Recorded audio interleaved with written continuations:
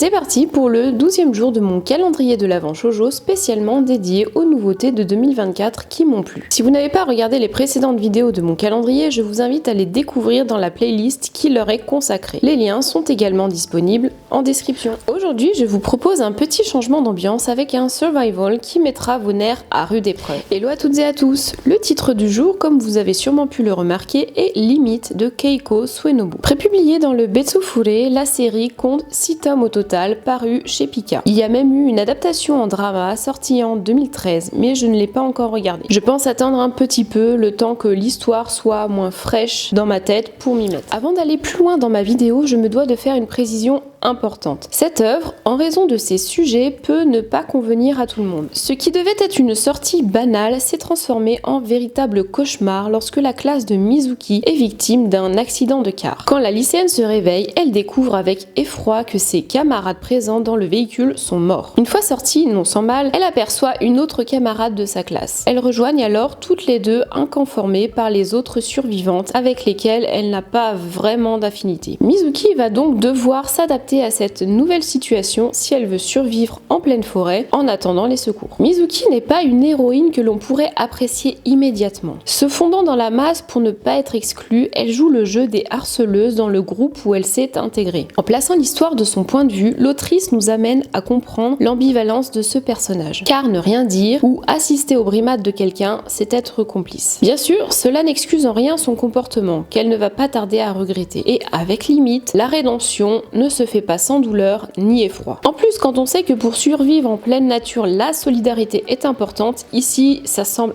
un peu mal barré. J'essaye de ne pas trop en dire pour ne pas vous spoiler, mais soyez avertis. Et comme vous pouvez vous y attendre, notre héroïne et ses camarades vont passer par plusieurs stades. Leur sang-froid va être mis à rude épreuve. Ce sera aussi l'occasion pour elles de se remettre en question sur leurs attitudes passées, pour certaines, et de mieux se comprendre pour d'autres. De manière générale, le traitement de la psychologie des personnages m'a beaucoup plu. Plus on en apprend sur les différents personnages, plus on les voit sous un jour différent. En bref, Limite est une série qui a su me tenir en haleine tout le long de ma lecture. Vu le danger présent, je ne savais pas à quelle sauce nos protagonistes allaient être mangés. C'était très intense comme lecture. Et voilà, c'est tout pour aujourd'hui. Vous aussi, vous avez dévoré chaque page de Limite? Dites-moi tout en commentaire. Quant à moi, je vous retrouve dès demain pour vous dévoiler un autre shoujo qui a marqué mon année 2024. Ciao ciao!